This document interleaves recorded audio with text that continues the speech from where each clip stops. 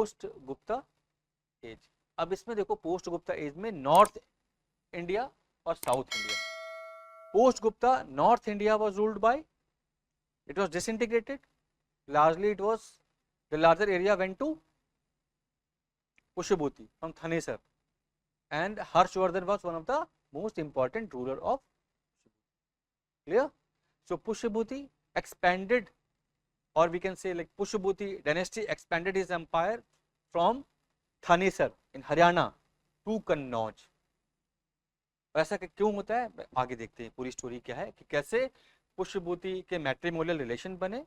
राज्यवर्धन हर्षवर्धन, ठीक है, they were the most two important ruler of Pushyabhuti dynasty. और कैसे राज्यवर्धन की डेथ के बाद हर्षवर्धन अपने एम्पायर को एक्सपेंड करता है कन्नौज तक, और that's how they establish their capital in Kannauj and then Pataliputra. This is how the Pushyabhuti empire established in north India. Clear? So North India largely would be like, it is said that the Gupta empire would be replaced by Pushyabhuti, right? But though the empire was not as larger as the Guptas were having. Clear? So Northern India mein Pushyabhuti important ruling family would be Pushyabhuti, who were actually the, like they were called as the earlier, their ancestors were called as the feudal of Guptas, right? So this is how they declare their capital at Thanesar in Haryana. Okay, and then two major historical sources that provide about the Pushyabhuti dynasty, that is Harishcharita, biography of Harsha। Harshvardhan ने अपनी biography लिखी थी हर्षचरिता, written by Harsha's court poet बानाभट्ट। तो बानाभट्ट की जो biography हर्षचरिता से हमें इसके बारे में इंफॉर्मेशन मिलती है, plus Chinese pilgrim Hiuen Tsang, right? So Hiuen Tsang, Xuanzang, Tensang. तो Tensang is different, Hiuen Tsang is different, Faxian is different, नाम अलग अलग दिया होगा, ठीक है। नाउ पुष्यभूति ऑफ थानेसर, पुष्यभूति जो थानेसर के थे ओरिजिनली फ्यूडेटरीज ऑफ गुप्ता। याद रखना कि ये भी फ्यूडेटरीज थे, जैसे कुशानस के फ्यूडेटरीज गुप्ता थे। Clear? So not much is known about the first three kings of the dynasty. तो इसलिए प्रभाकर वर्धन से स्टार्ट होगा, Prabhakar Vardhan the fourth king. और प्रभाकर वर्धन ने मैट्रिमोनियल अलायंसेस एस्टैब्लिश किए, कैसे? With the Maukharis of Kannauj. Kannauj में कौन हुआ करते थे? मौखरीज। थानेश्वर में कौन थे? पुष्यभूति। तो पुष्यभूति ने मौखरीज ऑफ कन्नौज के साथ मैट्रिमोनियल अलायंसेस बनाए, ठीक है। तो Prabhakar Vardhan married his daughter to the name Rajeshwari to the Maukhari ruler Grahavarman. अब ऐसे डायग्राम समझो, जरा समझ में आएगा। तो प्रभाकर वर्धन के two sons and one daughter was there. So Rajyavardhan, Harshavardhan and Rajeshwari. Rajeshwari की मैरिज की जाती है ग्रहवर्मन से, the ruler of Kannauj, Maukhari rulers, right. Shashank, the ruler of Gaur from Bengal, और मालवा के रूलर, गौड़ का रूलर, बंगाल के रूलर और मालवा के रूलर कॉन्स्पिरेसी करते हैं कि कैसे कन्नौज को कैप्चर किया जाए। तो they collectively attacked on Kannauj and killed Grahavarman, right, and captured Rajeshwari. तो राजेश्वरी को बचाने के लिए Rajyavardhan fought with them. Rajyavardhan was murdered. So now the responsibility come to Harshvardhan. तो हर्षवर्धन ने पुष्यभूति के रेस्पेक्ट को प्लस कन्नौज के रेस्पेक्ट को बचाया, ठीक है, by killing like Malwa ruler and Shashank captured. Shashank was actually not murdered, but he just ran away from the place. Later he was captured. Clear? Rajeshri was like saved from, like she was just going to become Sati, right? So this is the story because behind the rise of Harshavardhana as one of the greatest ruler of Pushyabhuti. Clear? Clear है? ये बस small सा story है because of the rise of he defeated the Malwa army and killed Devgupta, but was unfortunately killed by Shashank. कौन? Like Rajyavardhan, right? Rajyavardhan killed by Shashank. So अब Harshvardhan will take revenge. So he immediately marched towards Kannauj and rescued his sister Rajeshwari. The Kannauj subsequently came under the sovereignty of Pushyabhuti. This is how Pushyabhuti empire expanded from kingdom to empire, from Thaneshwar to Kannauj. Clear? Now, so Shashank को जब defeat किया तो like Malwa को capture किया, जब मालवा के king को defeat किया, सिमिलरली जब शशांक को डिफीट किया तो जो बंगाल वाला पार्ट है, western part Bengal and Odisha western part was also captured, fine. This is how this territory expanded. तो अब कंट्रोल पंजाब, कन्नौज, बंगाल, उड़ीसा, मिथिला, लाइक आसपास का जो यूपी बंगाल, यूपी बिहार का एरिया है, plus western Punjab to eastern, मतलब west of Bengal to eastern area, Bengal and Orissa. This how this empire extended. Now he was victorious against the rule of Sindh in the northwest and also defeated the Vallabhi king Dhruvasena. अब देखो वल्लभी कौन, क्षत्रपी ruler के बाद Vallabhi rulers establish हुए थे गुजरात में, गुजरात का जो एरिया था, so उसको भी डिफीट किया. तो now partially Gujarat also come under the suzerainty of Pushyabhuti, right. Now the capital of Harsh was originally Thaneshwar but he shifted to Kannauj. Kannauj की शिफ्ट के समझ में आया था ना, very good. Now Harsh was a great patron to the arts and learning. He wrote 3 dramas. अब ये now 3 dramas are very important. Clear? जो भी लिखा हर्षवर्धन ने, these dramas are like providing the story of the people at that time as well as the polity of at that time also. Right? Priyadarshika and Ratnavali, both romantic comedies, right? And Nagananda based on Bodhisattva Jimutvahana. तो यहाँ पे कुछ stories हैं जो Buddhism के बारे में information provide करती हैं, और साथ साथ में ये प्रदर्शकों और रत्नावली रोमांटिक कॉमेडीज हैं जहाँ पर हमें वहाँ के the people of how the people of like north India living in the areas captured by Thaneshwar, clear, और कन्नौज और पुष्यभूति. तो उस टाइम का जो ये लोकल फॉक्स हुआ करते थे, लोकल पीपल कैसे रहते थे, पॉलिटी, इकोनॉमी एंड सोसाइटी के बारे में इंफॉर्मेशन मिलती है. So according to Banabhatta he was also an accomplished flute player. तो फ्लूट प्लेयर इनको माना गया, मेंशन किया है बाणभट्ट ने हर्षचरित्र में, he was a very good flute player. He had diplomatic relations with Chinese. The death of Harsha was followed by a period of again political confusion. तो जो हर्ष की डेथ होती है इसके बाद जो फर्दर रूलर होंगे काफी वीक होंगे, तो जो पुष्यभूति का एरिया है फर्दर डिसइंटीग्रेट. तो आप देखेंगे जो फर्दर राजपूत किंगडम निकल के आएंगे, ठीक है, अजमेर में, दिल्ली में, लाइक चावनास एंड ऑल. तो फर्दर अर्ली मिडिवल इंडिया का जो स्टार्ट होगा, rise of Rajput kingdoms on the ruins of Pushyabhuti empire. ठीक है, तो पुष्यभूति एम्पायर डेवलप होगा, तो पुष्यभूति डायनेस्टी होगी, उसके बाद further it is followed by this regional kingdoms. Clear? Now it will be the part of like Gurjara, Pratihara, Rajput and all. The Maitrakas of Valabhi के बारे में देखो, जो वल्लभी में एक छोटा सा किंगडम था Maitris. So Maitrakas were tributary chiefs of the Guptas again, and they were ruling in Saurashtra, Gujarat. Dhruvasena too was the most important ruler of the Matrikas, but were defeated by Harshvardhan and later married to his daughter. So that's why it's because of this one fact which was asked in UPSC once. Now we have to study about who were Matrikas. तो अगर Matrikas का नाम आता है तो आप समझ जाना कि they were parallel to Pushubhuti, right? And they were ruling from Gujarat, Saurashtra, and one name only that is important for this Matrikas was the Dhruvasena too. Clear?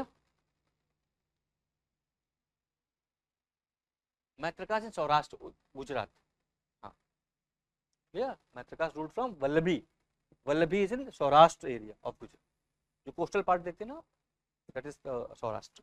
Now the mockeries of Kannauj, Kannauj के बारे में पढ़ चुके हैं, राज्यवर्धन, ठीक है. So now the mockeries were also subordinate rulers of Guptas. Now here are some rulers: Harivarman Maukhari, अद्वैत मौखरी, ईशावर्मन मौखरी. इन सब के नाम नहीं याद रखने हैं, केवल हमें ग्रहवर्मन का याद रखना है, जो राज्यवर्धन ग्रहवर्मन की मौत का बदला लेने के लिए जाता है.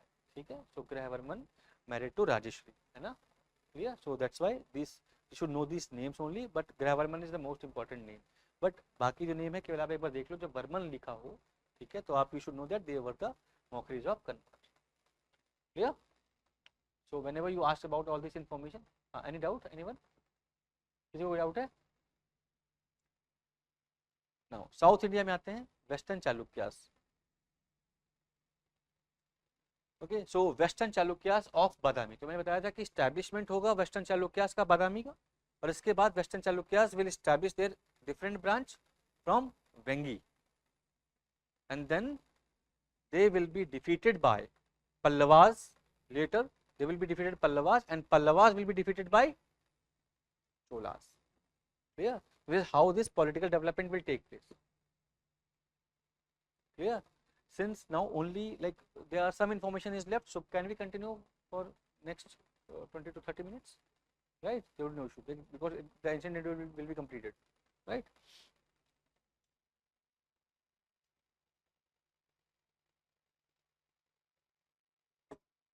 So here we'll talk about the Western Chalukyas. Now the most important ruler will be the Pulkeshin 1 and Pulkeshin 2. Right? So Pulkeshin 2 के बारे में याद रखना, Pulkeshin 1 से ज़्यादा, because Pulkeshin 1 became like the called as the founder of Chalukyas of Badami. ठीक है, and he established the capital at Vatapi in Karnataka. Then he was followed by Kirtivarman, Manglesh, and then Pulkeshin 2. Now we have to study about the Pulkeshin 2 Chalukyas, Western Chalukyas. See, there are two terms known for Chalukyas of Badami. Whenever you have the term Western Chalukya refers to the Chalukyas of Badami or Vatapi. The most powerful and famous king of the dynasty was Pulkeshin II. His court poet Ravi Kirti was court poet of Pulkeshin II. Mark this. So in the Ahol inscription which describe his victories against the Kadambas of Banavasi, can you recall the place Kadambas? मैंने map में दिखाया था Kadambas, Banavasi, right? Karnataka region. This is how Chalukyas under Pulkeshin II expanded their empire southwards, defeating Kadambas. Fine. Now Kadambas of Banavasi, Alupas and Gangas of Mysore. आपको याद होगा गंगास दिखाया था, तो गंगास के साउथ में एक छोटी छोटी अलापास की भी हुआ करती थी, तो गंगास और Alupas of Mysore. So Mysore as साथ साथ में कदम्बास. ठीक है, ये सब किसका पार्ट बन गया? चालुक्यास. फाइन. नाउ देखो साउथ में पहले एक्सपेंड किया, then they will expand towards east, और ईस्टर्न जो कोस्ट था वो it was conquered by, it was captured by Pallavas. तो Pallavas expanded towards northward from southern coast, right. So this is like the political development with respect to direction is taking place, right? तो Pallavas south से कांचीपुरम से ऊपर की तरफ बढ़ रहे थे, वेंगी की तरफ एक्सपेंड कर रहे थे, coast through the coast only. And Chalukyas of Badami, they were trying to conquer eastern coast also, because the coast were very important with respect to the trade. Clear? So they wanted to have the both the coast parallelly, eastern coast and western coast. Now so he also led expedition against the eastern Deccan kingdom, south coast ला देखो कलिंगा, ये सब देखो north east की तरफ भी expand किया south में करने के बाद अब ईस्टर्न कोस्ट की साइड भी जाएंगे. तो देखो contemporary of Harshvardhan and defeated him on the banks of river Narmada. Harshvardhan को डिफीट किया किसने? पुलकेशिन II ने. अब देखो नर्मदा पे क्या होगा, कई जगह डिफीट लिखा होता है, लेकिन it was like at the similar front they were at the end of war, लेकिन it was initiated from Harshvardhana. That is why it is called that Pulkeshin II defeated Harshvardhana. Clear? अगर ऐसा नहीं हुआ होता तो treaty नहीं हुई होती. तो ट्रीटी हुई थी हर्षवर्धन और पुलकेशिन II के बीच. तो पुलकेशिन II ने कहा देखो ऐसा है कि तुम भी स्ट्रॉन्ग हो, हम भी स्ट्रॉन्ग है, अपना अपना एरिया संभालो. ठीक है, तो नर्मदा के नॉर्थ का आपका और साउथ का मेरा. क्लियर? नॉर्थ हम नहीं आएंगे, साउथ आप मत आओ, ऐसा सिंपल रहता है. तो कहा कि आप नॉर्थ के सबसे बड़े किंग और मैं साउथ का सबसे बड़ा किंग. ठीक है, तो इसलिए now this is declared. So he had conflict with the, तो दक्षिणा पथेश्वर किसको बोला? अपने आप को, पुलकेशिन II ने. और उत्तरा पथेश्वर किसको बोल दिया? हर्ष आपको. ठीक है, आप अपनी नॉर्थ सेमेटिक संभालिए और मैं अपनी संभालता हूं, like that, right. So he had the conflict with the Pallavas of Kanchi and annexed the region between the Krishna and Godavari. जो वेंगी प्लेस था ना, देखा Vengi, so Vengi was between the Krishna and Godavari. तो वो प्लेस पे अटैक किया और Vengi now it was place, it was conquered and placed under his brother Vishnuvardhan, और उसको दे दिया चालुक्य. अब नई ब्रांच बन गई चालुक्य ऑफ वेंगी. तो eastern Chalukya and western Chalukya. तो eastern Chalukya was established during the reign of Pulakeshin. Here now he defeated the first expedition against the Pallavas. जो पुलकेशिन II ने जो पहला एक्सपेडिशन किया, डिफीटेड महेंद्र वर्मन. दूसरा जब किया तो Narasimha Varman of Pallava king defeated Pulkeshin II and killed him. Clear? So Pulkeshin II was murdered by Narasimhavarman, the Pallava king. इस और यहीं से स्टार्ट होता है पल्लवा का एक्सपेंशन. ठीक है, तो Pallava will try to exerting their power, लेकिन अभी चालुक्य कंप्लीटली पूरी तरीके से डिक्लाइन नहीं होगा, right. The Badami Chalukya went into a brief decline, Pulakeshin II brief decline for 13 years. 13 साल तक डिक्लाइन रहेगा, उसके बाद फिर से रिज्यूनेट होगा. विक्रमादित्य फिर से एक बार अपने एम्पायर को स्ट्रॉन्ग करने की कोशिश करेगा, लेकिन that would be the last light, last hope. Vikramaditya. Okay, so succeeded the pushing the Pallavas out of Badami and reestablished authority over whole kingdom. He not only defeated successive Pallava rulers but also captured their capital Kanchi. लेकिन वो भी temporary होगा. Now Pallava will re-establish themselves at Kanchi and they will capture most of the part of Western Chalukya also. Why? Because Chalukyas were facing the two types of annexation. One from north after Harshvardhana. तो हर्षवर्धन के बाद आप देखोगे कि small kingdoms बनेंगे. Similarly Rashtrakuta will establish in Maharashtra. So Rashtrakuta से north भी जा रहे होंगे एक्सपेंड करने के लिए, साउथ भी आ रहे होंगे. और साउथ में कौन थे? चालुक्यास. तो Chalukyas are facing trouble from the north, also from Rashtrakuta, and eastern side from Pallava. This is how the Chalukyas of Badami will later vanished. Clear?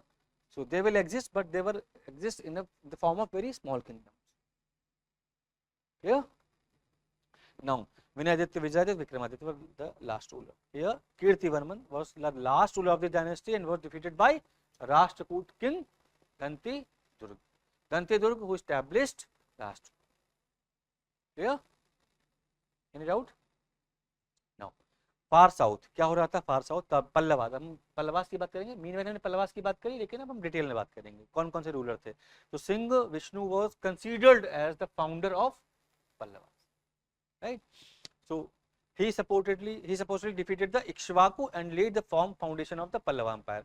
So अब इक्ष्वाकु एक स्मॉल टेरिटरी हुआ करती थी कांची और चालुक्यास के बीच में, इक्ष्वाकु ने एस्टैब्लिश किया था, राइट. तो कहा जाता है कि I am talking about where the era when Pallavas started establishing themselves in Kanchi. Clear? अभी जो महेंद्र वर्मन एंड नरसिंह वर्मन का एरा नहीं आया, अभी कांची में स्टैब्लिश कर रहे हैं, उसकी बात हो रही. तो कांची में स्टैब्लिश होने से पहले स्मॉल टाइम के लिए इक्ष्वाकु रूल करते थे. तो इक्ष्वाकु को स्टैब्लिश किया, क्योंकि हमने पढ़ा पल्लवा के बारे में. इसके सबसे पहले जो इन्फॉर्मेशन हमको मिली थी वो थी that's Kalabhras phase. That is not actually clear information that Pallava were existing there, but we do not have any information. तो पल्लवा ने अपने आप को रिस्टैब्लिश किया कहाँ? कांची में. किसको रिमूव किया? इक्ष्वाकु को. और फिर वो नॉर्थ की तरफ बढ़े रहेंगी. इसके बाद की स्टोरी आपको पता है. ठीक है. सो यहाँ से महेंद्र वर्मन के बारे में और नरसिंह वर्मन. महेंद्र वर्मन और नरसिंह वर्मन जितना इंपॉर्टेंट है पॉलिटी के लिए, उतना ही इंपॉर्टेंट है आर्किटेक्चर के लिए. ठीक है. तो आप आर्ट एंड कल्चर पढ़ोगे तो Mahendra Varman style of temple, Narasimha Varman style of temple also will be very important. ठीक है. So during his reign, conflict between the Chalukyas of Badami and the Pallavas heightened. He was defeated by Pulkeshin II. हम पढ़ चुके हैं already. ठीक है. At Pallava and is the northern part of the Pallava kingdom. He was pattern of art and all these things. तो art and culture में आपको पता होगा cave temple, like he is known for the cave temple construction in Mahabalipuram, है ना. तो इसलिए art and culture जब पढ़ोगे तो ध्यान रखना Pallavas are very important. ठीक है. Now Narasimha Varman, so he avenged his father defeat and not only defeated Pulkeshin II but also invaded the western Chalukya kingdom and captured Badami. Now further rulers कौन कौन से थे नरसिंह वर्मन के बाद? एक Mahendra Varman, all these names. तो Rajasimha, Narasimha Varman II, Rajasimha also known as constructed the Rajasimhaeshwar temple of Kailashnath temple. तो इसलिए नरसिंह वर्मन II. तो Narasimha Varman I also, both the Narasimha Varman, Mahendra Varman and Narasimha Varman II, Narasimha Varman I. Narasimha Varman I and II is important for construction of architectures. Art and culture के Narasimha Varman II is very important. So Kailashnath temple and Shore temple at Mahabalipuram. So he is attributed to the construction of all these things. Now further क्या होता है? Last in circa 893 the Pallavas were ultimately overthrown by Chola king Aditya. तो अभी Pallavas captured the eastern part of Chalukyas. तो Pallava established themselves. Then Pallava will be replaced by, तो जितना Pallava north की तरफ बढ़ते जा रहे हैं उनका साउथ वीक होता जा रहा है, और जो साउथ में चोला किंगडम नॉर्थ की तरफ बढ़ेगा और अपने आप को स्टैब्लिश करेगा. तो ultimately Pallava will be later. इसका मतलब नहीं कि Pallava will become very weak. Pallava will give a great fight to Cholas. तो चोला वेस्टर्न साइड में, चोला नॉर्दर्न साइड में, plus Chola north west side में, तीनों साइड एक्सपेंड करेंगे. तो उनके हाथ में पूरा लगभग वाकाटक का एरिया आ जाएगा, चेरा का एरिया पूरा आएगा, पांड्या का पूरा एरिया आएगा और पल्लवास का, और नॉर्थ में जाएंगे तो कांचीपुरम के आसपास का. तो Chola will become one of the largest empire of south India when we talk about this period into early medieval India. Clear. तो साउथ इंडिया में अर्ली मिडिवल में हम चोला से स्टार्ट करेंगे. Now here in the area of Tundai Mandalam passed under suzerainty of Cholas. The Pandyas of Madurai, इनके बारे में कुछ information है वो देख लो क्या क्या है. तो it's not enough information about the Pandyas. We have the information of the Pandyas during the early Pandyas or the Sangam period. Then we have some information that they were in control of Madurai or Tirunelveli district of Tamil Nadu. Then Kudungan, Rajasimha, देखो राजसिम्हा याद रखना, Rajasimha Narasimhavarman II was also called Rajsimha, and was Pandya ruler Rajsimha, he was also there, Rajsimha. So defeated the Pallavas and had the epithet of Pallava Bhanjan called. So the Rajsimha was the ruler who was had the epithet of Pallav Bhanjan, मतलब जिसने पल्लव को break किया. पांडव में at that time we have the information, only information when Pandya defeated Pallava. So Rajasimha provides the like only king where after the later Sangam or post Sangam period when the Pandya ruler defeated Chola ruler, right? Or Pallava ruler, Pallava Bhanjan. Then we have the Srimar, he was completely overpowered by the Chola. So like Sri Vallabh was the last ruler of the Pandyas who were defeated by the Chola. So Cholas ने Pandyas का territory capture किया, Cholas ने further Pallavas का territory capture किया. Now Kandambas of Banavani के बारे में थोड़ा सा information, like it was founded by Mayur Sharman. And they had the capital at Vijayanti at Banavasi, North Kannada district in Karnataka, जो हमने place देखा था. Now they were contemporaries of the Pallavas, and then we have the information of the western Ganges of Mysore. Their earliest capital was located near Kolar mines. Clear? So this kingdom lay between the Pallavas east and Kandavas in the west. So हम already इसका map में देख चुके हैं कि the location of the western Ganges of Mysore. Asapas was also there with a smaller kingdom. This is how the time period of ancient India completed, but the political development will take place, right? So why this period is not continued as the ancient period and this further period is called as the medieval period?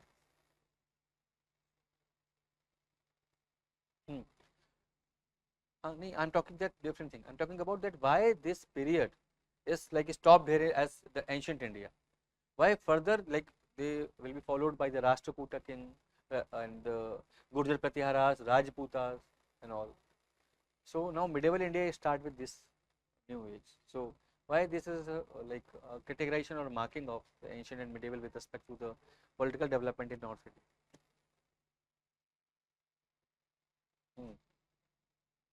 क्या medieval India? हाँ, देखो एक reason ये है कि अब जो north India की पॉलिटिकल स्टेबिलिटी है, ठीक है, हाँ, it would be permanently broken. ठीक है, दिल्ली सल्तनत like it was Hindu rulers का जो गुप्ता एम्पायर था, Gupta empire was the last centralised rule before the invasion of Islam. Clear? Because at the same time 750, अभी तक देखो हमने क्या इस्लाम के बारे में पढ़ा नहीं पढ़ा ना, तो इसीलिए एंशियंट से मिडिवल का जो डिवीजन के बेसिस रखा गया that was the now invasion of Islamic ruler. तो अब जो हम सेंट्रल एशियन इन्वेजन की बात करते थे अब हम बात करेंगे इस्लामिक रूलर्स के invasion. So gradually they will try to establish their rule on the northwestern part and gradually they will attack in India. ठीक है, मोहम्मद गजनवी एंड गोरी. तो हम मोहम्मद गजनवी, मोहम्मद कासिम, मोहम्मद गजनवी, गोरी के बारे में पढ़ना शुरू करेंगे. तो ऐसा पीरियड जहाँ से हम मुस्लिम रूलर्स के बारे में पढ़ना शुरू करेंगे pre establishment era of Delhi सल्तनत. दिल्ली सल्तनत का जो बैकग्राउंड जहाँ से स्टार्ट होगा लाइक 8th century ऑनवर्ड्स, तो उसका background like establishment of Mohammad Qasim also, तो 700th century onward. That's why it is considered as the medieval period when Muslim rulers, Muslim invasion was introduced in India. So that is the different political development from ancient India to political. ठीक है, तो इसलिए अब हम उसका नाम रखेंगे like development would not be very different. ठीक है, लेकिन क्या अब नेम होगा मिडिवल इंडिया. ठीक है, सिमिलरली साउथ में जो डिफरेंस होगा वो ये होगा कि now they would be centralised polity in entire south also the name of Chola empire. ठीक है, तो जितना हमने अभी तक पढ़ा कि नॉर्थ इंडिया में जो डायरेक्ट रूल रहा करता था टिल विंध्याचल, लगभग उतना ही बड़ा एम्पायर खड़ा होगा साउथ इंडिया में with the name of Chola empire. ठीक है, so there are the two major things like establishment of Chola Empire in South India that actually marked the difference between the ancient and medieval period of South India. Clear?